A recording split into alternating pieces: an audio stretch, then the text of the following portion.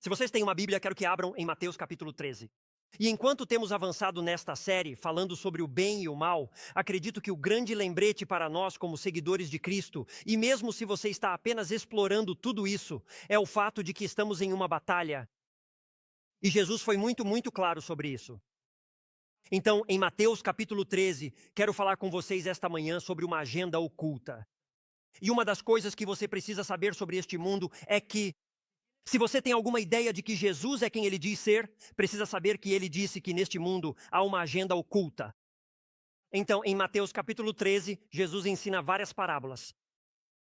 Basicamente, se você for ao versículo 34, o versículo 34 diz que ele só lhes falava em parábolas. Em outras palavras, para esta temporada em particular, quando Jesus se sentou, ele estava tentando ensinar algo aos seus seguidores. A única coisa que ele lhes ensinou neste momento, nesta série de onde estamos, neste capítulo, obrigado. Ele só lhes ensinava por meio de parábolas. Agora quero ter certeza de que você entende o que é uma parábola. Uma parábola é simplesmente isso. É que Jesus queria transmitir uma verdade. Ele queria deixar um ponto claro. E o que ele fez foi compartilhar uma parábola. Parábola literalmente significa lançar ao lado. Então o que ele fazia era contar uma história colocada ao lado daquela verdade para te ajudar a entendê-la melhor. Ele dava uma ilustração. Olha, deixa eu te ajudar a entender isso melhor. Então deixa eu te ilustrar isso. Isso é o que é uma parábola. E essas histórias que você encontra em Mateus capítulo 13 são histórias destinadas a ajudar os seguidores de Cristo a entender o que está acontecendo e o que acontecerá no fim dos tempos. É disso que tratam literalmente essas parábolas. Elas servem para nos ajudar a entender. E quando dizemos o fim dos tempos, o que isso significa é quando Cristo voltar. Essas histórias nos são dadas para que, enquanto atravessamos este mundo, possamos entender o que está acontecendo e o que ocorre. Quero ser claro. É por isso que estou fazendo esta série. Muito do que temos visto nos últimos dias e a loucura, o mal que parece simplesmente estar aumentando, minha mente se volta para isso. Digo a vocês, toda vez que vejo uma tragédia, toda vez que vejo essas coisas, a loucura, o mal que acontece neste mundo, minha mente vai para Mateus capítulo 13, porque Deus não queria que seu povo fosse enganado e não queria que seu povo fosse pego de surpresa. Então, o que ele fez foi nos dar um pouco de entendimento. Na verdade, se você estudar este capítulo, a Bíblia ensina que Jesus queria que seus seguidores entendessem isso. Ele disse: vejam, o mundo não pode entender isso, mas eu quero que vocês entendam. E é isso que encontramos nesta passagem em particular. Então vamos avançar para outra parábola, Mateus capítulo 13. É uma parábola que ocupa apenas um versículo, e é o versículo 33. Vejam o que diz: e lhes falou outra parábola. Esta é a quarta parábola que analisamos nesta série. O reino dos céus é semelhante ao fermento. Agora, ele está tentando fazer com que entendamos o que está acontecendo, o que está se passando.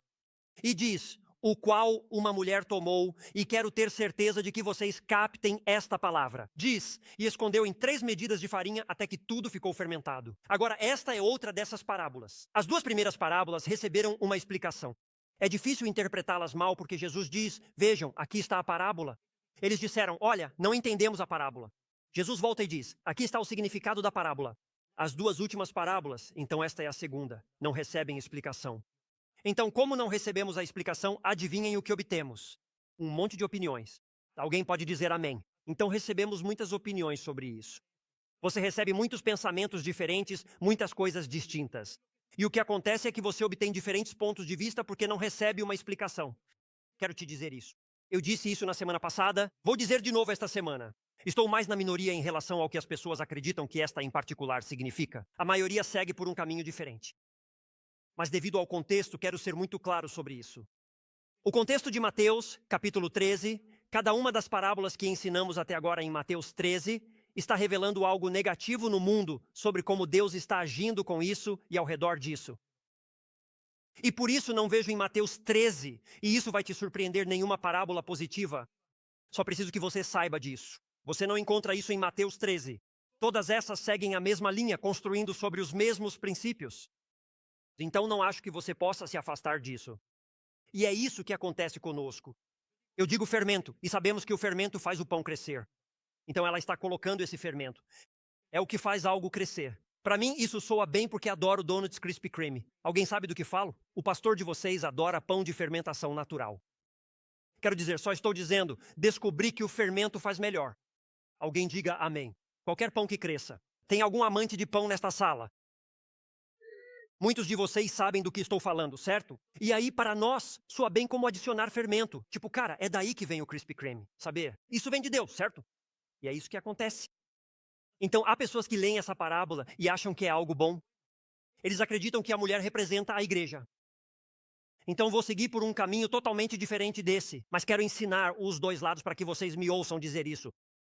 Eles acreditam que o fermento representa as boas novas de Jesus Cristo. Então, o que aconteceu é que as boas novas de Jesus Cristo, porque eles acreditam que a farinha representa o mundo, estão entrando no mundo. E como está entrando no mundo, está gerando essa influência em todo o mundo e está crescendo, se desenvolvendo e se expandindo. Agora sabemos que isso é verdade. Eles acreditam que estamos plantando as boas novas de Jesus Cristo no mundo. Mas é aqui que tenho dificuldades com isso, porque o ponto de vista deles é que à medida que isso acontece, as coisas vão melhorando e melhorando. Quero te dizer isso. Ouça-me com atenção. Onde Deus age, o inimigo também age, mas maior é o que está em nós do que o que está no mundo. E eu te digo que Deus está fazendo uma obra maior do que a do inimigo. Só certifiquem-se de que todos saibam que, ao lidarmos com o bem e o mal, é aí que nos encontramos. Eu lhes digo, ouçam, quando chegarmos ao céu, porque olhamos para o mundo, tendemos a nos sentir sobrecarregados. Nos sentimos sobrecarregados pela maldade, pelas dificuldades e por toda essa loucura, mas não temos a perspectiva que Deus tem. Obtemos a perspectiva que as redes sociais ou o noticiário da Fox nos dão. Obtemos a perspectiva que o noticiário da CNN nos dá. Obtemos a perspectiva de para onde tentam nos vender e direcionar e todo esse tipo de coisa. Não obtemos a perspectiva de Deus. E só estou aqui para dizer a vocês que, embora eu esteja ensinando que sim, há maldade neste mundo, há dificuldades neste mundo e há desafios neste mundo. Escutem, eu lhes digo, Deus está fazendo coisas incríveis, realmente incríveis em todo o mundo, e o céu irá revelar isso. Mas é isso que acontece. Há pessoas que são o que eu chamaria e o que se conhece como pós-milenistas. Agora, o que eles acreditam é que o pós-milenismo é uma crença cristã de que o mundo vai melhorar progressivamente e que, em última instância, o cristianismo será difundido através da igreja, o que levará a um longo período de paz e retidão, que precederá o retorno de Cristo. Por isso, muitas pessoas acreditam que esta é a parábola que ensina isso. Ei, algo assim vai acontecer. Vai ser ótimo. Vai ser incrível, glorioso. E as coisas só vão continuar melhorando cada vez mais. E acho que todos podemos concordar que isso não parece estar acontecendo neste mundo. Essa abordagem simplesmente não parece estar sendo adotada. Não é essa a direção que o mundo está tomando. E eu preciso te dizer isso. Escute-me. Deus vence e Ele está fazendo grandes coisas e o céu irá revelar isso. Mas a realidade deste mundo é que essa não é a direção que as Escrituras tomam. Anote 2 Timóteo 3. Observe o versículo 1. Veja o que está acontecendo. No início do versículo 1, a Bíblia diz, mas entenda isto. Então vejam, lembrem-se, eu acredito que o propósito de Mateus 13 é que estamos em um mundo louco e coisas loucas estão acontecendo. E você é um seguidor de Cristo e olha ao redor e se pergunta, o que está acontecendo no mundo?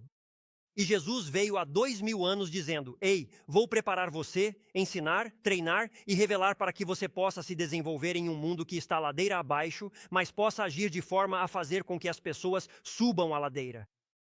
Com as boas novas de Jesus Cristo, talvez veja o que a Bíblia diz, mas entenda isto, que nos últimos dias virão tempos difíceis, porque os homens serão amantes de si mesmos. Vocês estão surpresos? Alguém já viu isso antes? Amantes do dinheiro. Vamos lá, falando sério. Jactanciosos, arrogantes, blasfemos, desobedientes aos pais. Vejam, os pais queriam dizer amém bem ali, mas seu filho estava sentado ao lado, então estavam lutando com isso, não é? Ingratos, ímpios, sem amor, irreconciliáveis, caluniadores, maliciosos. Você não sabia que as redes sociais estavam na Bíblia, não é? Pois aí está. Sem domínio próprio, cruéis, aborrecedores do que é bom, traidores, imprudentes, orgulhosos, amantes dos prazeres mais do que de Deus, que têm aparência de piedade, fazendo todas as coisas que parecem, isso é algo de Deus, embora neguem o seu poder. Isso é evitado. É para lá que a Bíblia diz que este mundo está caminhando. Anote 2 Timóteo 3, versículo 13. Em 2 Timóteo 3, versículo 13, a Bíblia diz, mas os homens maus e impostores irão de mal a pior, enganando e sendo enganados. A Bíblia diz especificamente, e eu poderia dar muitos outros exemplos, que as coisas não vão melhorar. Por isso não acho que Jesus esteja nos ensinando nada de positivo nessa história. Agora percebo que estamos desconectados. Veja, quando compartilho essa parábola, ouça bem, estamos muito distantes daquela época. Isso aconteceu há 2000 anos. Então lemos isso e pensamos: nossa, eu adoro Donuts Krispy Kreme, adoro pão de fermentação natural. Eu gosto de pão que cresce e achamos que isso é algo bom. Mas para as pessoas que ouviam Jesus, elas teriam percebido um problema imediatamente. A mente delas teria ido para uma direção diferente da sua e da minha. Elas teriam pensado: por que diabos ela está fazendo isso? Quero que vocês saibam que quando essa parábola foi contada, teria sido como: por que ela está colocando fermento nisso? Isso não é algo bom. Então, para entender esta parábola, bem, preciso te dar um pouco de contexto. Que as pessoas que estavam ouvindo esta parábola teriam entendido completamente. Quando Jesus disse que a mulher pega o fermento e o coloca em 3 medidas de farinha, digo a vocês, acho que essas pessoas teriam entendido que ela está se preparando para ir ao templo. Eles teriam sabido a que ele estava se referindo. Eles teriam sabido o que isso representava. E teriam sabido: essa mulher está fazendo isso porque vai ao templo. Nossa mente não vai para esse lado, mas uma das ofertas mencionadas em Levítico, capítulo 2, é uma oferta que podia ser feita no Antigo Testamento. E então, naquela época, eles teriam feito isso. Isso é revelado em Levítico, capítulo 2, e é chamado de oferta de cereal. E eu acredito que essa mulher ia oferecer uma oferta de cereal no templo. Agora, a oferta de cereal, isso é o que ela representava. Muitas vezes conhecemos as coisas relacionadas aos sacrifícios. Sabemos o que os sacerdotes faziam e mais ou menos onde eram mortos os cordeiros, os bodes e tudo isso, e eram colocados no altar e queimados. Conhecemos isso do Antigo Testamento? Mas havia essas ofertas que você e eu podíamos fazer, que o sacerdote não precisava fazer, mas que nós mesmos podíamos fazer. E podíamos pegar isso e oferecer a Deus. E a oferta de cereal era uma dessas. Era um presente que você e eu podíamos preparar em nossa casa e depois levar e oferecer ao Senhor. Você podia trazê-la voluntariamente, e era isso que era. Era um ato de agradecimento. Era um ato de dizer a Deus: estou agradecido por quem tu és e pelo que fizeste na minha vida. E literalmente acredito que é sobre isso que Jesus fala. Então preste atenção, acredito que o que ele aborda é a devoção. Acho que é a primeira coisa com a qual ele está lidando nesta parábola em particular, porque ele está tentando, lembre-se do que ele está fazendo em Mateus 13, ele está revelando o mundo e mostrando o bem e o mal. Ele está mostrando o que ele está fazendo, mas também está mostrando o que o inimigo está fazendo.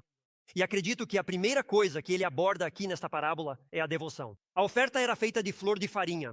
Se você voltar e ler Levítico capítulo 2, aprenderá sobre a oferta de cereal. Eles deviam pegar essa flor de farinha, misturá-la com óleo e depois cobri-la com incenso. Portanto, a oferta de cereal tem um significado simbólico. Agora, é isso que você tem. Cada vez que você tem essas ofertas, ouça com atenção. Você tem a representação de Jesus. Vamos entrar em coisas boas nesta manhã que você precisa saber em sua vida. Mas havia essa representação de Jesus. Agora, isso não era um sacrifício de sangue. Quero deixar isso claro. Isso não é o que o sacerdote fazia. Isso é o que você podia fazer. Isso é o que você podia fazer naquele momento. Então eles pegavam a flor de farinha e novamente Levítico capítulo 2. Isso era uma imagem de Jesus. Era que ele é uma oferta perfeita. É como se você pegasse essa flor de farinha, porque isso é uma representação do meu filho e ele é absolutamente perfeito. Ele é exatamente o que este mundo precisa. A oferta era misturada com óleo. Isso nos lembra essa unção, esse toque de Deus sobre Jesus. E o que isso significa é que Jesus era o plano de Deus. Ele era o propósito de Deus. Tudo está contido nele. Ele tinha o toque de Deus porque ele era Deus. Esse era o plano de Deus para agir na sua vida e na minha, e para agir neste mundo louco, cheio de bem e de mal. Jesus era a resposta. O incenso fala da bênção da vida e da ressurreição de Jesus Cristo. Fala do fato, assim como do impacto, do poder, do que Deus faria através da vida de Cristo e através da ressurreição de Jesus Cristo. O que podiam fazer era que essa oferta podia ser apresentada de muitas formas diferentes. Em outras palavras, às vezes preparavam a oferta, mas não a cozinhavam. E a pegavam e deixavam como oferta, ali para as pessoas ou ali para o templo. Podiam fazer bolos assados, podiam fazer hóstias. Quem iria imaginar o quão boa podia ser a comida naquela época, não é mesmo? Mas havia uma chave nessa oferta, quero que prestem atenção. A chave era que não se podia colocar mel nem fermento nela. Ou seja, em Levítico capítulo 2, versículo 11 diz: não coloque mel nessa oferta, não faça isso. Seja o que for que você faça, não coloque fermento nessa oferta. Agora, a razão pela qual não há fermento é porque isso representa que não há pecado em Jesus Cristo. O fermento no Antigo Testamento representava o pecado, representava a corrupção, e por isso não há pecado nele. E essa era a representação. Então quero que ouçam isso com muita atenção, porque é aqui que vamos fazer a transição. E quero captar sua atenção e mostrar o que Jesus quer que entendamos. Esta oferta representa Jesus Cristo para nós. Ou seja, Em outras palavras, a razão pela qual Deus estabeleceu as diretrizes é que todas as ofertas do Antigo Testamento eram uma imagem de Jesus Cristo. Deus estava nos dizendo: vou fazer esta oferta, Jesus Cristo. O Antigo Testamento fala de Jesus. Jesus, Jesus, Jesus é tudo o que você precisa, e essa é a imagem. Mas é isso que quero ajustar um pouco e te ajudar a entender sobre esta oferta em particular. Então ouçam, esta oferta representa Jesus para você e para mim, mas como uma oferta nossa para Deus. Ela nos representava diante dele. Representava, esta é a minha atitude. Então, a razão pela qual eu apresentaria uma oferta de cereal é porque eu gostaria de dizer: olha, quero responder a Deus. Quero dar algo a Deus porque Ele me deu tanto. Quero honrá-lo. Por isso quero trazer esta oferta como um presente para Ele. Na verdade, a flor de farinha representaria o melhor de nós para Ele, que você e eu devemos dar o nosso melhor a Deus. Isso é o que Deus deseja para nós. Assim como Deus nos deu o melhor de si mesmo, que também demos o nosso melhor. E uma das razões pelas quais Deus te chama para dar o seu melhor na sua vida e na sua maneira de viver. E ao representá-lo é porque Ele nos deu o melhor de si mesmo. Então Ele deseja que devolvamos isso a Ele. O azeite representa a presença e o toque do Espírito Santo em nossas vidas. Deixe-me te dizer o que isso representa. Escute, isso é muito importante. O que o azeite representa é que não vivemos para Cristo com nossas próprias forças. Agora só estou dizendo, as religiões do mundo, as religiões falsas do mundo, tudo se resume assim: Jesus. Mas você tem que fazer isso e tem que fazer aquilo e tem que alcançar esse nível. E esse não é o ensinamento da Bíblia. O ensinamento da Bíblia é que você nunca conseguirá produzir o que Deus deseja que sua vida produza se estiver separado dele. Assim, o azeite era uma representação do que um seguidor de Cristo realmente precisa, do que a sua vida realmente precisa, do que a minha vida realmente precisa. É o toque de Deus em minha vida, para que Deus possa produzir em mim e através de mim exatamente aquilo que Ele deseja produzir. Portanto, está dizendo que não podemos fazer isso com a nossa própria sabedoria. Não podemos fazer isso com a nossa própria força. Mas Deus nos dá sua sabedoria, sua força e seu espírito para nos guiar. E depois o incenso. Incenso não me parece muito bom no pão. Não sei vocês, mas teria aquele aroma perfumado. Amigos, vocês já estiveram em uma padaria? Vamos lá, estou falando sério. Apenas imaginem como será o cheiro do céu. Eu prometo a vocês, porque lá eles sempre farão tudo perfeito. Mas pensem nisso, uma padaria. Meu lugar favorito é a França. Sei que nem todo mundo gosta da França, mas digo a vocês, eles fazem doces e pães tão bem quanto qualquer um. E o que eles fazem é não colocar conservantes. Então eles preparam de manhã e quando acaba, acabou. Por isso eu chego cedo e compro bastante. Mas de qualquer forma, é absolutamente fenomenal. E então você sente aquele aroma perfumado e me escute, porque não quero que vocês percam isso. Isso simboliza nossas orações. Simboliza nossa adoração. Não percam isso. Simboliza nosso serviço.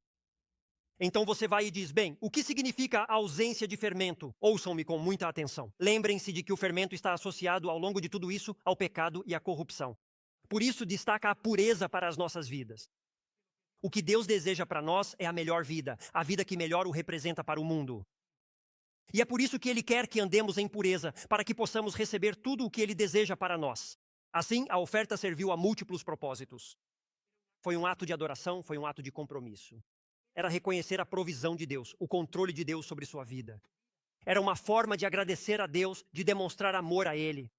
Era esse aroma agradável para Deus, oferecido não por causa do pecado. Veja, acredito que uma das razões pelas quais as pessoas buscam a religião hoje em dia, uma das grandes razões pelas quais as pessoas vão a todos esses lugares onde há muito a fazer por Cristo, é porque nos sentimos culpados pelo nosso pecado. E então sentimos que precisamos fazer algo.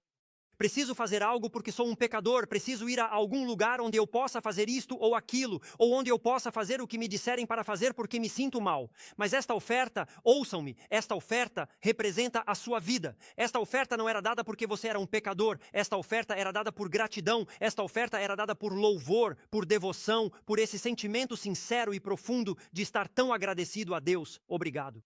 E lhes digo, a vida para a qual Deus está chamando seus seguidores não é uma vida em que fazemos algo porque nos sentimos mal por ter feito outra coisa. E agora tentamos consertar isso. Ouçam-me. Graças a Deus que por Cristo somos perdoados. Somos purificados. Somos lavados. E nossa resposta a Deus não é uma resposta de culpa, porque me fizeram mal.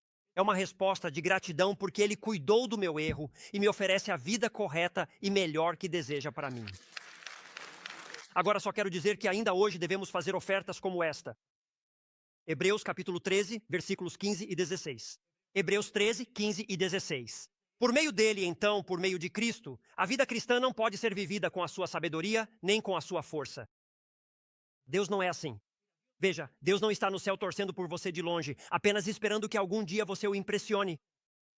Essa não é a imagem do Deus da Bíblia. O Deus da Bíblia está no céu dizendo, você não vai conseguir isso sem mim.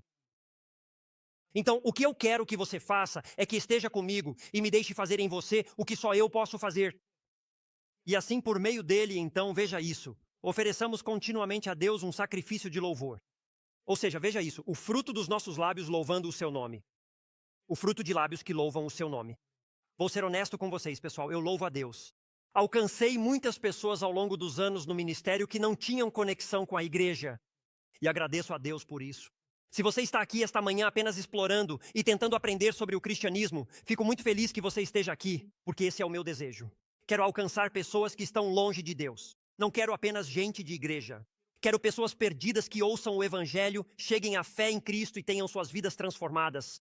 Por isso deveríamos ser a igreja mais acolhedora da nossa cidade, estado e nação. Sabemos que há pessoas longe de Deus que precisam de Jesus. Ele guiou muitos a Cristo sem histórico na igreja. Posso me lembrar disso, nunca vou esquecer. Isso aconteceu comigo algumas vezes, mas houve 2 garotas a quem acabei guiando a fé em Cristo. Elas estavam tão empolgadas com Jesus. Elas vinham, sentavam-se na primeira fila, muito bem arrumadas. Elas se vestiam impecavelmente para a igreja. Elas chegavam e achavam que era assim que deviam fazer, então colocavam seus saltos altos e entravam. E eu digo a vocês, até a terceira música do domingo de manhã, os saltos já estavam fora, descalças na primeira fila e simplesmente exaustas. Lembro que elas vinham até mim e diziam, pastor, de verdade, nós amamos o seu ensino. Estamos aprendendo muito, mas por que temos que cantar por 20 minutos antes de o Senhor subir lá? Vamos lá, falando sério. Alguns de vocês estão pensando, vamos lá, só estou dizendo. E esta é a razão pela qual você faz isso. Estou impressionado. Eu sei que isso vai tocar alguns de vocês. Não estou tentando ofender vocês. Só quero ensinar a vocês. Me impressiona as pessoas que vêm à igreja, cruzam os braços durante o louvor e pensam, apressa, vai direto para a mensagem. Vamos superar isso? Gente, precisamos oferecer o fruto dos nossos lábios. Precisamos dar graças e louvar. E o propósito da oferta de cereais era essa atitude de vir a Deus e dizer, quero que minha voz fale. Quero dizer algo sobre o quão bom, glorioso e maravilhoso você é. Depois veja o versículo 16. Não deixem de fazer o bem e de compartilhar. Porque com tais sacrifícios, veja o que diz a Bíblia, Deus se agrada. Assim, a oferta de cereais era conhecida como uma bênção para Deus. Mas ouçam isto, é interessante. Também era uma bênção para os outros. Em outras palavras, eles traziam isso e ofereciam. Não percam isso. Eles traziam isso e ofereciam, mas o sacerdote podia pegar uma parte. É como se vocês cozinhassem uma refeição e eu comesse. Isso está certo, não? A Bíblia diz no Novo Testamento que todos nós somos sacerdotes. Trazemos uma oferta. Trazemos uma oferta de louvor, gratidão e adoração. Você e eu trazemos uma oferta de serviço a Deus toda semana. Abençoa a igreja. Abençoa tudo ao nosso redor. E é disso que está falando aqui. É isso que representava. E aqui há algumas imagens incríveis de uma perspectiva teológica. A oferta de cereal nos dá a imagem de que toda a vida está rendida a Deus. Ou seja, em outras palavras, o que isso significa é o seguinte. Olha, eu quero que toda a minha vida venha para agradecer, louvar e oferecer sacrifícios. Pense nisso. Pense no custo de uma oferta de cereal. Isso literalmente era apresentado diante de pessoas que realmente eram muito pobres naquela região. E está dizendo algo como, quero devolver aquele que me deu tanto. Isso soa muito como o Novo Testamento, Romanos capítulo 12, versículo 1. Veja o que diz a Bíblia. Se o apóstolo Paulo estivesse aqui esta manhã, olhem, ele diria, estou suplicando a vocês, estou suplicando que deixem que sua vida seja uma oferta para Deus. Ele diz, pelas misericórdias de Deus, apresentem seus corpos como um sacrifício vivo e santo sacrifício. Isso é o que ele está dizendo. Deixe que sua vida ouça. Deixe que sua vida seja uma oferta aceitável a Deus, que é o seu serviço espiritual de adoração. A oferta de cereal nos lembra o tema da mordomia que somos chamados a dar. Não perca isso. Estive resfriado a semana toda, então tenham paciência comigo por causa da minha voz, mas somos chamados a oferecer o primeiro e o melhor a Deus. E quero que me escutem, porque o perigo neste mundo, e eu realmente acredito nisso, por isso Jesus ensinou há 2000 anos, o perigo para nós como seguidores de Cristo é que quando o mundo piora, nós recuamos. Olhe para o mundo. Não posso acreditar neste mundo. Não posso acreditar nisso. E veja toda a maldade. As coisas estão indo mal. Jesus diz que isso não é ser um seguidor bíblico de Cristo.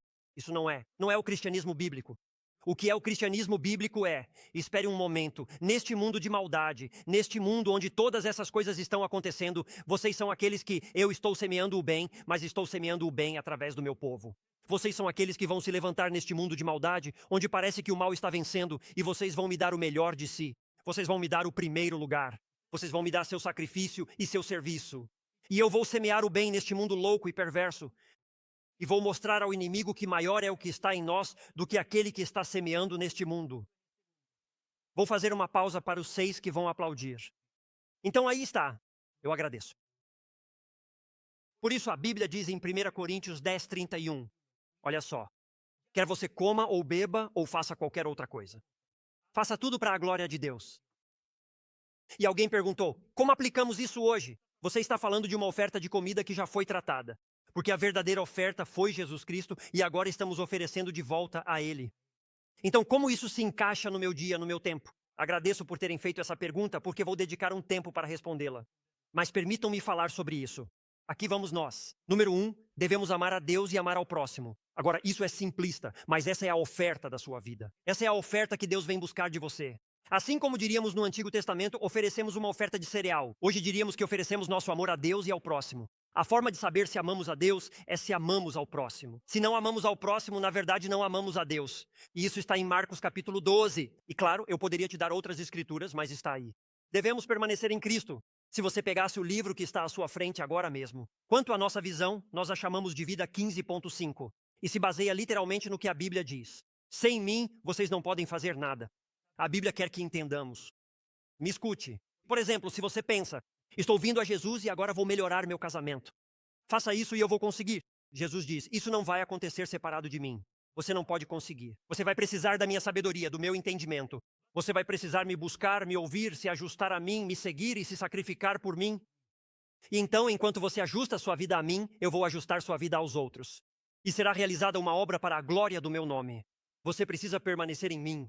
Junte-se a nós na jornada de vida em permanência. Adquira o livro em nossas redes sociais, Vida 15.5, e nós te ensinamos os fundamentos da sua fé. Por isso a aula Enraizados. Olha, estou convencido de que se eu conseguir que você ande com Deus, aí sim posso te ensinar. Por isso a aula Enraizados. Nas aulas da jornada de vida em permanência. Porque se eu conseguir que você ande com Deus, posso fazer com que o seu caminhar com Deus impacte cada aspecto da sua vida. E é por isso que dedicamos tanto tempo a esse tipo de coisa. Você precisa permanecer em Cristo, manter-se conectado a Ele. Isso é João 15:5.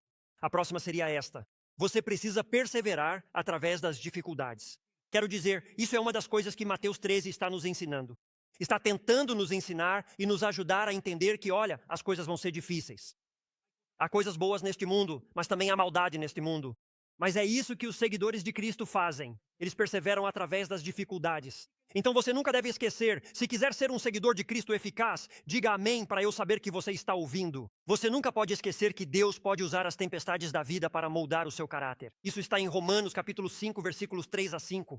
Que Deus pode usar desafios, tempestades, dificuldades para te ensinar a andar sobre as águas, para te elevar e realizar o que Ele deseja para a sua vida. E o que a Bíblia ensina é isto. Ouça, Hebreus 10 é um dos meus capítulos favoritos. Porque é isso que a Bíblia diz sobre os cristãos, os verdadeiros cristãos que seguem a Deus. A Bíblia diz em Hebreus 10, não somos dos que retrocedem. Vamos lá, cara, William Wallace não chega nem aos pés de Jesus. Estou te dizendo, vamos lá, não é? Quer dizer, ele diz que não somos desses. Não somos do grupo que recua, que joga a toalha, que desiste.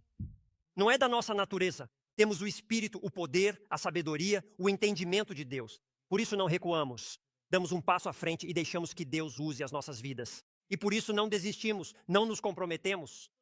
Isso não é o que os seguidores de Cristo fazem quando parece que o mal está crescendo e as coisas estão ficando difíceis. Olhem, pessoal, eu digo a vocês, escutem, não fomos feitos para uma fé superficial que desmorona e se queima nos dias difíceis em que não entendemos. Para isso não fomos criados. Fomos criados para a jornada da fé. Fomos criados para ter raízes que se aprofundam em Cristo. Então, quando as tempestades vierem, e elas virão, nos agarramos a Cristo. E Deus nos usa neste mundo cheio de maldade para produzir o bem que Ele deseja produzir. E então eu lhes diria isto, e isso é enorme. Você tem que viver com intenção. Você tem que viver com intenção. Eu digo para vocês, pessoal, vivam com intenção. E quero que vocês ouçam isso com muita atenção. Significa viver de maneira consciente e com propósito. Isso é enorme para os seguidores de Cristo. É fundamental para os seguidores de Cristo tomar decisões deliberadas alinhadas com os valores e objetivos de Deus. Pessoal, não posso enfatizar isso o suficiente. Em vez de simplesmente reagir à vida conforme ela acontece ou viver para si mesmo. É Efésios 5, versículos 15 e 16, onde a Bíblia diz isto. Não perca isso. Devemos andar sabiamente, não como tolos. Diz que devemos aproveitar nosso tempo, que seguidores de Cristo entendem isso. Sabemos que devemos fazer as obras de quem nos enviou enquanto é dia, pois vem a noite quando ninguém pode trabalhar. Entendemos que, enquanto estamos neste mundo escuro e mau, somos a luz do mundo e devemos brilhar, que seguidores de Cristo compreendem isso. Então, o que ele faz é, não perca isso. Jesus está tentando nos ensinar. Vamos olhar para o mundo e pensar, o que está acontecendo? E Jesus diz, deixe-me te ajudar a entender porque você é a resposta. Eu agindo em você e por meio de você. Você é a resposta para o que desejo fazer. Então eu diria a vocês, escolham deixar que suas ações, escolham deixar que a maneira como vivem glorifique a Deus. Vocês deveriam anotar isso esta manhã. Vocês sabem o que essa parábola nos ensina? Vocês sabem o que a oferta de cereal nos ensina? Ouçam-me com muita atenção. Você foi criado para glorificar a Deus. Esse é o propósito. Você foi criado para trazer uma oferta a Deus. Alguns de vocês, alguns estão esperando que Deus lhes traga uma oferta e a Bíblia tenta ensinar-lhes, esperem um momento.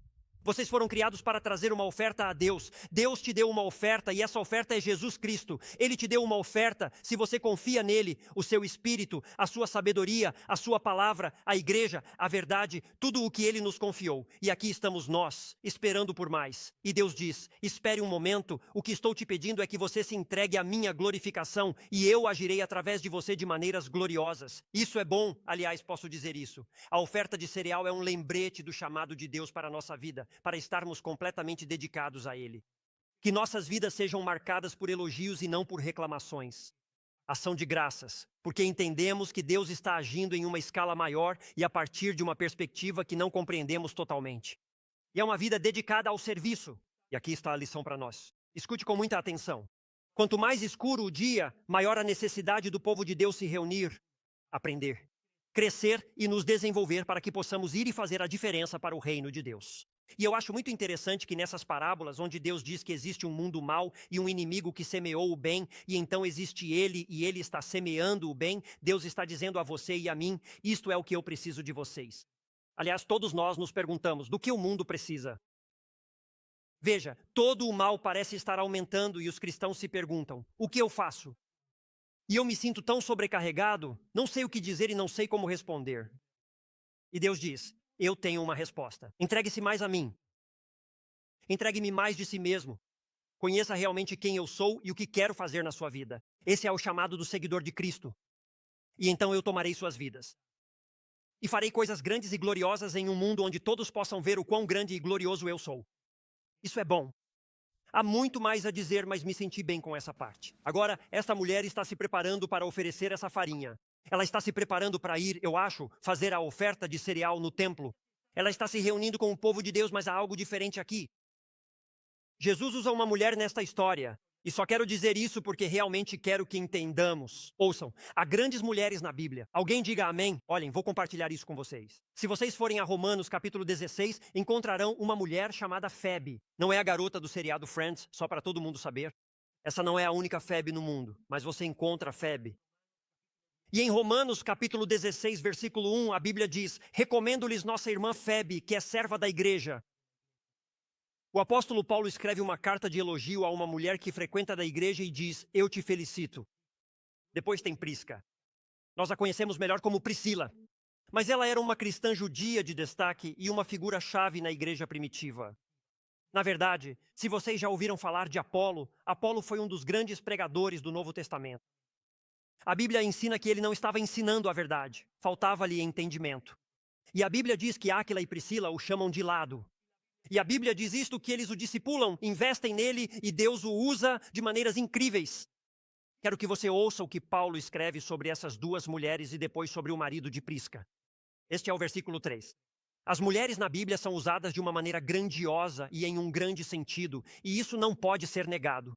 Veja, você vê isso no Antigo Testamento, você vê isso no Novo Testamento. Agora, a imagem da mulher também pode ser usada em um sentido negativo. Não digam nada, homens. Olhem para frente e apenas escutem a lição. Estou tentando ajudar o seu casamento, então todos fiquem bem quietos neste momento. Em Apocalipse capítulo 17, o falso ensinamento final da igreja. Nos versículos 4 e 5, a Bíblia diz que a mulher estava vestida de púrpura e escarlate. Era a melhor roupa da época. Isso teria sido a melhor maquiagem.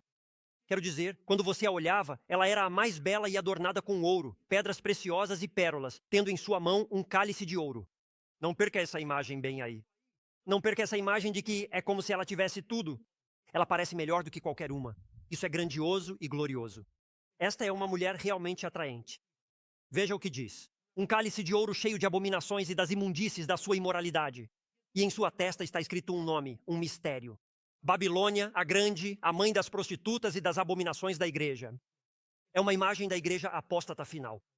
É uma imagem da religião no fim dos tempos, quando Cristo está prestes a voltar. A Bíblia prediz que a igreja do fim parecerá uma prostituta. Uma prostituta é alguém.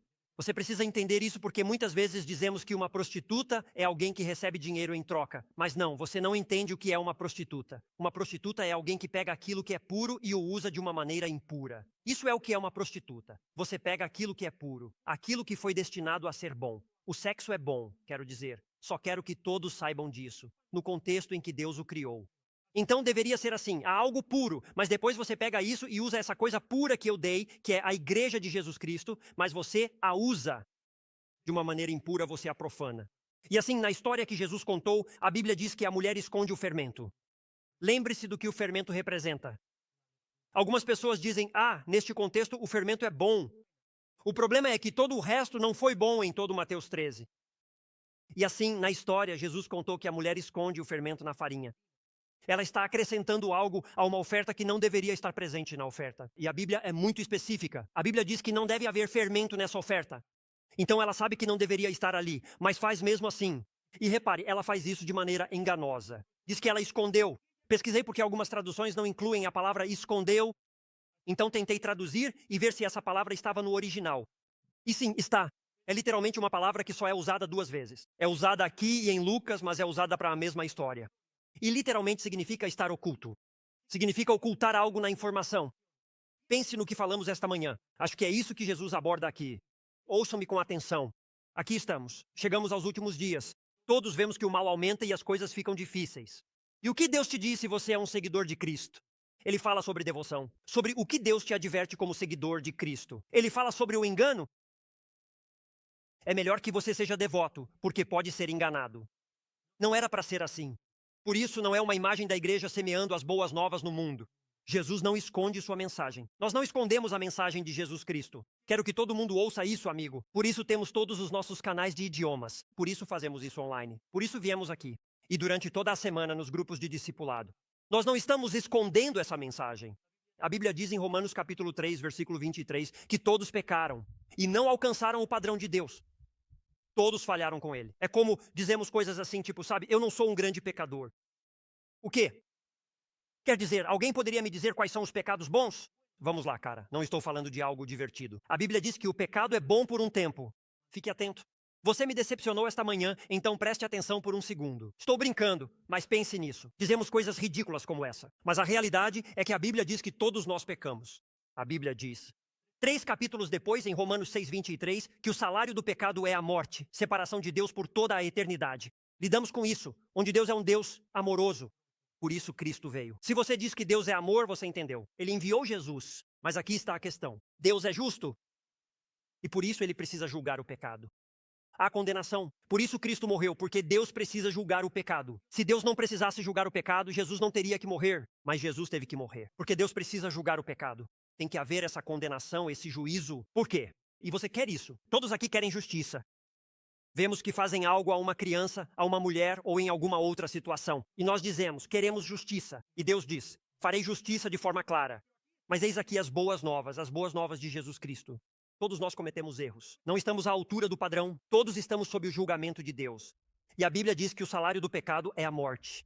Mas o dom de Deus é a vida eterna em Cristo Jesus, nosso Senhor, para que vocês sejam perdoados e purificados. Romanos 8.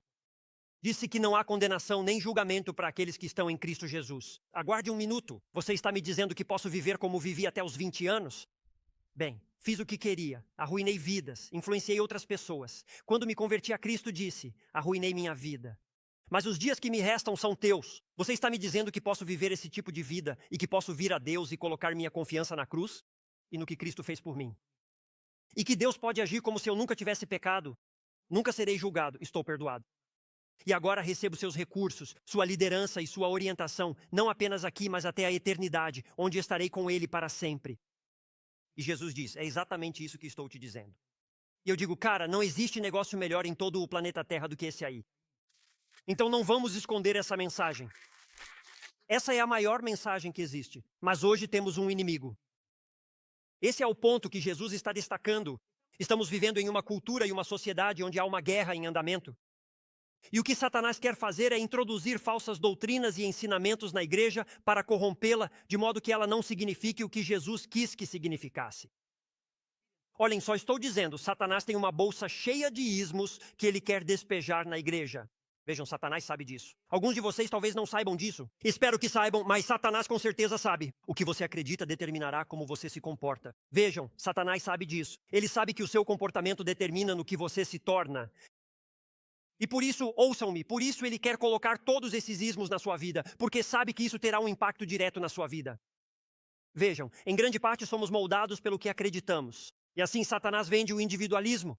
Acreditamos na mentira de que nós somos o único padrão para as nossas vidas. E a propósito, você sabia que pode encontrar esse padrão não na América atual? Ouçam-me, me impressiona quantas vezes dizemos, essa nova ideia, essa coisa nova. Você pode voltar até Juízes capítulo 21, versículo 25, e a Bíblia diz o seguinte. A Bíblia diz que Israel não tinha rei, ninguém que indicasse a direção, por isso faziam o que lhes parecia certo. Não funcionou para eles, não vai funcionar para nós. O próximo é o secularismo. Pode ser resumido em 3 palavras. Deus é desnecessário. E para a maioria de vocês que estão aqui esta manhã, diríamos, cara, eu não acho que Deus seja desnecessário. Olhe para mim, estou sentado em algum lugar, mas sabe o que estou ouvindo dentro da igreja de Jesus Cristo hoje? Ouço pessoas dizendo que não precisa da igreja, que é só uma coisa organizada, como você já sabe. Eu não gosto do que é organizado. Se você não gosta de religião organizada, fique longe do livro de Atos. Porque Deus pegou 120 pessoas de um cenáculo e organizou para que fossem a nação. Então vocês vão ter dificuldades para compreender o que Jesus fez. Mas a realidade é que foi Deus quem instituiu a igreja. Eu não a instituí. Algum pastor. Agora, há pessoas que a usam com falsos pretextos e motivos errados. A Bíblia diz isso em Filipenses capítulo 2. Paulo falou sobre isso. A realidade é que a igreja de Cristo nos foi dada para nosso benefício. Esse era o propósito da oferta de cereal. Lembre-se, eles traziam a oferta e o sacerdote podia participar. Então damos nossa oferta e serviço. E é uma bênção para aqueles que nos rodeiam. Eu compartilho minha vida com vocês o tempo todo. Com que propósito? Para te abençoar e te ajudar. Agora me escute com atenção. É melhor que a igreja esteja certa, deve ser bíblica. Deve estar baseada no que Deus quis para mim. Mas não acredite em tolices que não são bíblicas. Depois vem o relativismo. Isso é quando nos dizem que não existem absolutos. O que é verdade para você não é verdade para mim. Isso acontece em nosso mundo. Se eu não alcanço o padrão de Deus, quero ajudá-los a entender algo, especialmente aqueles que podem ser críticos. Obrigado. Esta manhã na Igreja de Jesus Cristo, Romanos 3:23 diz que ninguém alcança o padrão. Às vezes temos a tendência de ir à igreja, olhar para o mundo e dizer que os outros não alcançam o padrão. Romanos 3:23 diz, vocês também não alcançam o padrão. O melhor da Igreja de Jesus Cristo é que são pessoas que não cumprem o padrão. Eu não alcanço o padrão, mas Cristo fez o necessário e por ele. Eu alcanço o padrão, não por mim, mas por ele. Essa é a atitude da Igreja de Jesus Cristo. Romanos 3:23. Nenhum de nós alcança o padrão. Se você não alcança o padrão de Deus, me escute. Eu não posso acreditar nisso. Não posso acreditar que isso aconteça nos Estados Unidos. Me escute bem. Se não alcanço o padrão de Deus, o que devo fazer? Simplesmente vou mudar o padrão. Há igrejas fazendo isso e pessoas fazendo isso em todos os Estados Unidos e em todo o mundo. E Deus nos diria, é disso que realmente se trata Romanos 13, Mateus capítulo 13. Não se deixe enganar pelo individualismo, o amor próprio. Não se deixe enganar pelo secularismo, que diz que Deus é desnecessário. Porque, de novo, toda vez que dizemos que Deus é desnecessário, pensamos que isso acontece fora da igreja. Mas dentro da igreja, alguns tentam viver a vida cristã sem Deus, sem passar tempo em sua palavra, sem aprender, crescer ou se desenvolver. Isso é igualmente secularismo. Posso produzir o cristianismo através da minha própria vida, e é por isso que temos todos esses problemas. Ou o relativismo, que diz que não existem absolutos. E as consequências de cair nisso, ensina a Bíblia, são impressionantes. Sem um compromisso com a verdade e um compromisso com a autoridade de Deus, sabem o que acontece? Ensino bíblico. Há milhares de anos a cultura desmorona. Há milhares de anos Jesus disse que se você aceitar essas coisas, a cultura desmorona. E agora temos ateísmo, materialismo, socialismo, ritualismo, extremismo, comunismo. E assim, em sua maioria, e quero dizer isso para os mais espirituais do nosso salão, quero lembrar a todos que nem tudo que é espiritual é bom. Então, para os mais espirituais do nosso salão, sabem o que acontece com as pessoas mais espirituais? Elas começam a buscar mais. Dizem, amo Jesus, conheço Jesus, mas o que mais posso fazer? O que mais posso ter? O que mais? Começamos a viver assim. É daí que vem o mormonismo. É daí que vem as testemunhas de Jeová. É daí que surgem todas essas coisas. Onde é tipo, sim, sim, acreditamos em Jesus, adoramos Jesus. Sim, sim, amamos Jesus, conhecemos Jesus. E agora deixa eu acrescentar isso e deixa eu acrescentar aquilo. E só digo, vou te dar a Bíblia em 3 palavras. E alguns de vocês devem estar pensando, por que ele está pregando uma mensagem tão longa? Mas só digo, posso te dar a sua Bíblia, e através dela, Jesus, Jesus, Jesus. Jesus é a única esperança que temos. E precisamos entender isso. E assim como essa mulher colocou o fermento na farinha, nós temos um inimigo. Escondendo isso na igreja de Jesus Cristo, aproximando-se das coisas de Cristo, do nome de Deus e ocultando o que ele quer acrescentar. O aviso de Jesus é, prestem atenção ao fermento. O fermento é mencionado mais de 90 vezes na Bíblia. O fermento na Bíblia sempre representa, eu sei que é a 3ª vez que digo isso, mas quero que vocês entendam, sempre representa algo ruim, algo maligno. E vamos ver algumas passagens bíblicas, porque quero que vocês vejam como isso se manifesta em nosso mundo. Porque muitas vezes adoramos vir aqui e olhar para o mundo com julgamento. Vamos olhar para dentro de nós mesmos. Agora, permitam-me ensinar algumas coisas a vocês. Vocês sabem que às vezes o fermento fala do pecado na sua vida pessoal, como para você que é seguidor de Cristo. Em 1 Coríntios, capítulo 5, Paulo escreve à igreja porque ela está lidando com um pecado sexual. Tenho que lhes dizer, amigos, que é um pecado sexual muito grave. A Bíblia diz isso literalmente em 1 Coríntios, capítulo 5. Ele diz isso. Ele diz que eles têm um homem que é filho e está com a esposa do pai. 1 Coríntios capítulo 5. E ele diz, isto é pior do que o que acontece entre os gentios. Isso está em 1 Coríntios capítulo 5. E eles estavam ignorando isso. Ouça-me com atenção. Diga amém para que eu saiba que você está me ouvindo. Eles viam ignorar a situação como um ato de graça e misericórdia. É isso que muitas igrejas fazem hoje em dia. Eles olham para o pecado e acham que isso é graça, misericórdia. Veja o que Paulo diz em 1 Coríntios 5, versículo 6. Sua jactância não é boa. É como se gabassem dizendo, isso está certo. Como? Vejam como mostramos graça. Vejam como mostramos misericórdia. Paulo diz, isso não está certo. Essa jactância não é boa. Acaso vocês não sabem? Vejam se isso não faz sentido agora que estamos aprendendo isso. Vocês não sabem que um pouco de fermento leveda toda a massa? Limpem o fermento velho para que sejam uma nova massa. Assim como realmente são sem fermento. Ele diz, vocês são sem fermento.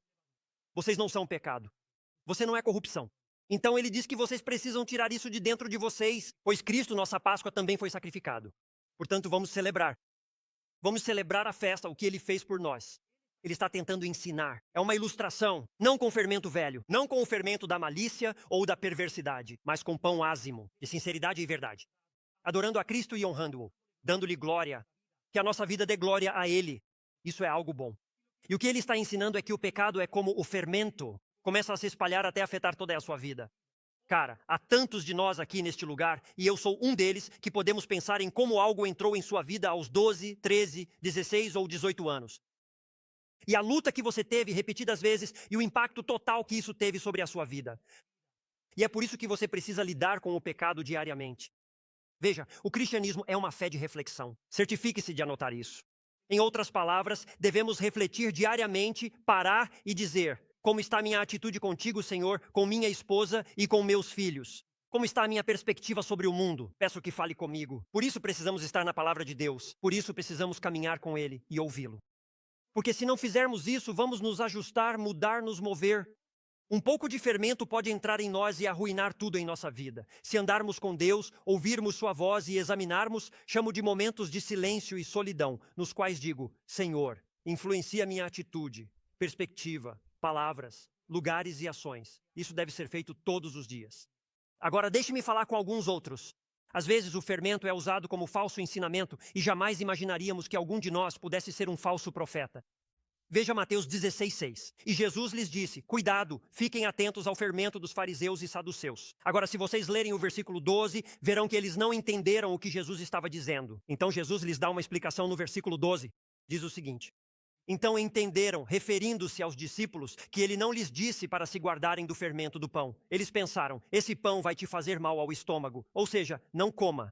Quer dizer, só estou dizendo, isso é literalmente, isso é tudo. E ele diz isso, diz não, não, não, não, não. Ele diz, mas o ensinamento dos fariseus e dos saduceus está falando de corrupção, refere-se à distorção da verdade. E acreditem, há muito disso. Acreditem quando digo que há tanta corrupção da verdade dentro das nossas igrejas denominacionais estabelecidas hoje em dia. Senhor, ajuda-nos em nome de Jesus. Nós nos afastamos muito deste livro e de seus propósitos. E Jesus está nos advertindo. Naquela época, as pessoas achavam que os fariseus e os saduceus eram o melhor do melhor. Você sabe o que era o fermento dos fariseus? Você está pronto para descobrir. Era legalismo. Eles interpretavam a religião com base em uma série de regras e normas. Coisas que devem ser feitas e coisas que não devem. E se você fizesse do jeito que eles queriam, tudo bem. E se você não fizesse do jeito que eles queriam, estava errado. O diabo adora semear o legalismo em uma igreja porque isso tira toda a alegria do cristianismo. Tira toda a alegria de amar e caminhar com Deus. Por isso eu não suporto isso. E ele também não suporta. Entenderam? Dizem que se você repete 3 vezes, as pessoas entendem. Ele não suporta. Os fariseus julgavam tudo. Eles se dedicavam a julgar tudo o que os outros faziam e a forma como faziam. E todo esse tipo de coisa. Isso não tem nada a ver com os princípios bíblicos. Por isso Jesus os repreendeu. Jesus os repreendeu porque estavam criando leis e expectativas e dizendo como as coisas deveriam ser feitas. E Jesus nunca disse isso. Vamos lá, gente. Vocês não percebem que isso é importante para mim? Afastamos muita gente do cristianismo com nossas próprias tolices. E é por isso que Jesus estava tão frustrado com os fariseus. E fico feliz de me frustrar com o que frustrou Jesus. Muito obrigado, Senhor. Vocês estão bem esta manhã? Vamos lá. Encontram defeitos em tudo. Têm suas próprias opiniões sobre como tudo deveria ser. E é preciso ter cuidado com o legalismo quando ele entra na igreja. Porque rouba a alegria, rouba a celebração. Não posso te dizer quantas vezes igrejas foram destruídas, porque Deus começou a se mover entre as pessoas perdidas, e as pessoas começaram a ter fé em Cristo. E o legalismo entrou e matou o que Deus estava fazendo. Precisamos ter cuidado. É Jesus quem está dizendo isso. E esse era o problema. Vai e estude sua Bíblia. Se não acredita em mim, estude sua Bíblia. Esse era o problema dos fariseus. Depois ele disse, cuidado com o ensino dos saduceus. Vocês sabem qual era? O mesmo problema que eles tiveram, agora nós temos. Vocês sabem qual era? Estão prontos? Não percam isso. Quero ter certeza de que vocês entendam isso. Era o liberalismo. Era isso. É o oposto dos fariseus. Os fariseus acrescentavam às escrituras. Os saduceus tiravam das escrituras. O liberalismo tira. O liberalismo, por definição, nega a autoridade de Deus. Diz, eu sei o que a Bíblia diz, mas conheço um jeito melhor. Eu sei o que era isso há 2000 anos, mas hoje existe uma maneira melhor. E isso está acontecendo bem aqui, no noroeste do Arkansas. Permitam-me dar-lhes uma pequena ajuda. Houve livros da Bíblia que foram escritos para combater os falsos ensinamentos. Houve livros da Bíblia que foram escritos justamente por causa desses falsos ensinamentos. Se você for a Gálatas, literalmente no capítulo 1 de Gálatas, o apóstolo Paulo escreve para a igreja. E ele diz, se alguém lhes ensinar algo diferente de Jesus, você pode ler isso no primeiro capítulo de Gálatas. Ele diz, seja anátema, que a maldição de Deus caia sobre eles.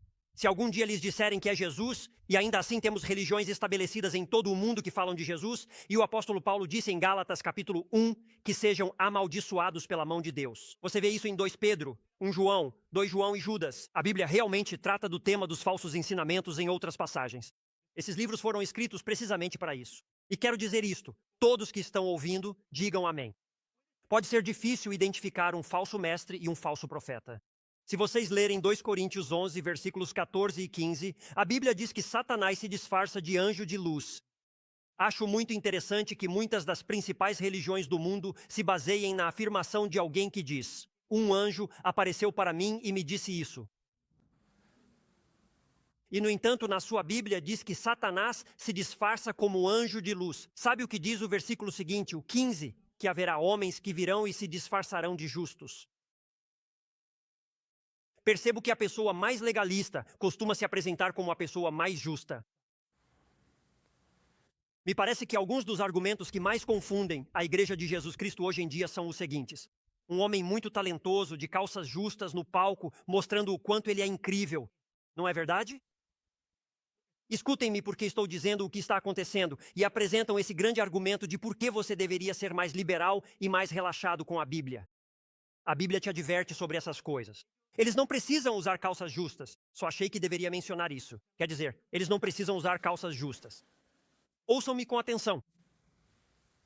Somente estando completamente familiarizado com a verdade, você será capaz de detectar uma falsificação. Quando te treinam para detectar uma nota falsa, não te treinam com a nota falsa. Te treinam com a nota verdadeira. E assim, quando você vê a falsa, sabe que aquilo não é o verdadeiro. É exatamente isso que Jesus está dizendo aqui. Precisamos ser estudantes. Alguns de vocês vêm no domingo e vão embora. Não digo isso de forma negativa. Porque às vezes as pessoas dizem, ele só quer aumentar a frequência. Sabiam que sou o último a notar isso? Vocês sabiam disso? Falo isso sinceramente para vocês. Só estou dizendo isso. Porque para mim a obra é a obra de Deus. E o que eu quero fazer é pegar o que me foi confiado e compartilhar com o máximo de pessoas possível. Quando cheguei à fé em Cristo, percebi que o mundo precisa do que eu tenho. Essa é minha postura a respeito.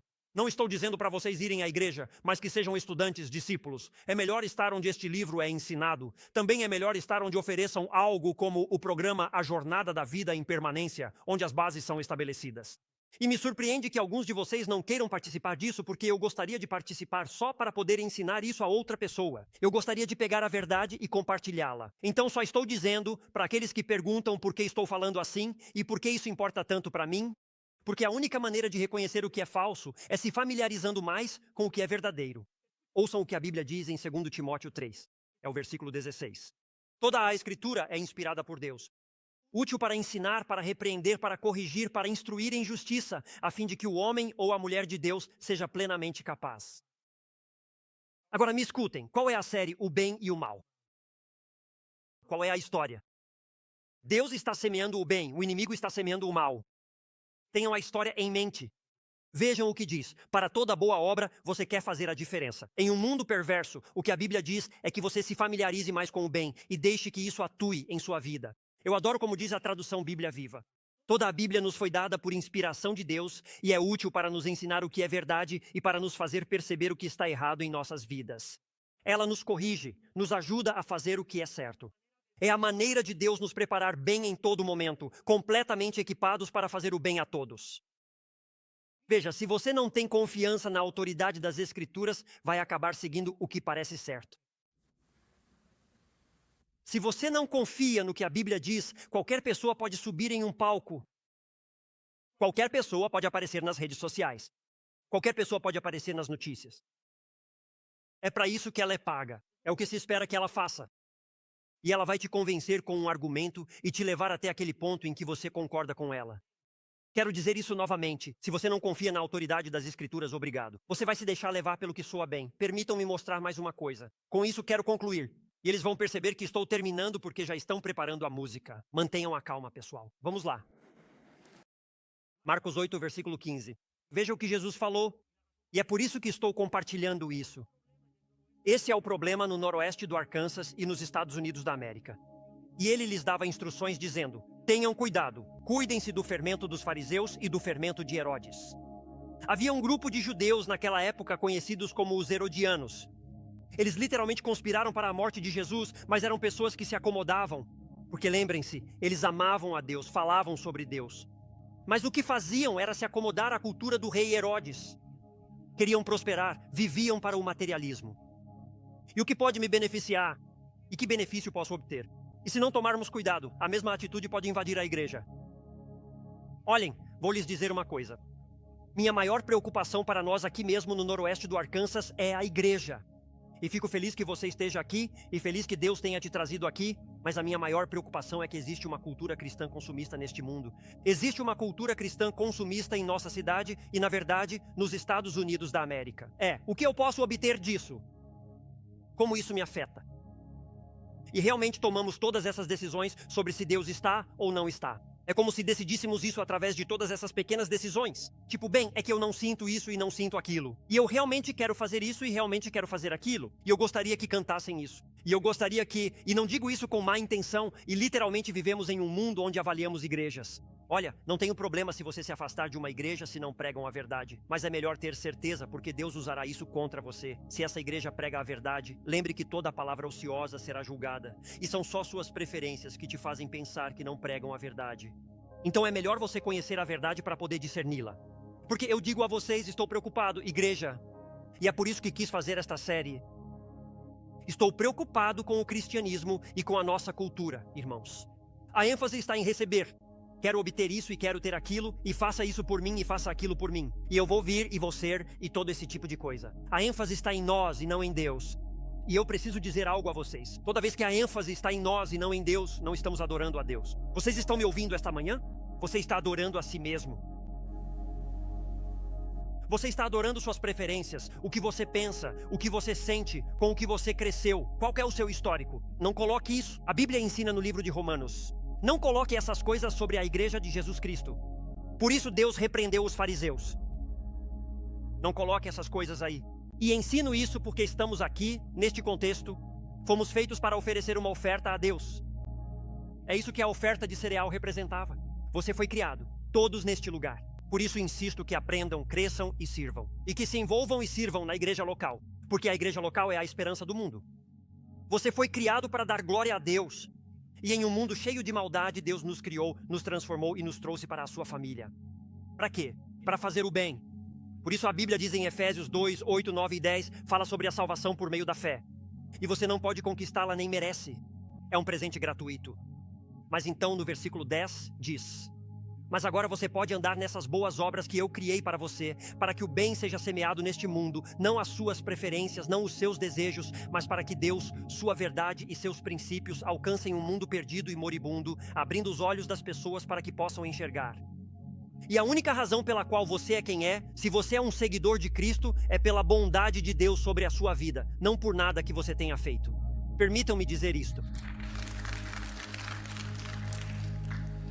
Permitam-me dizer que toda essa questão da igreja e da fé cristã não se trata de você conseguir o que quer.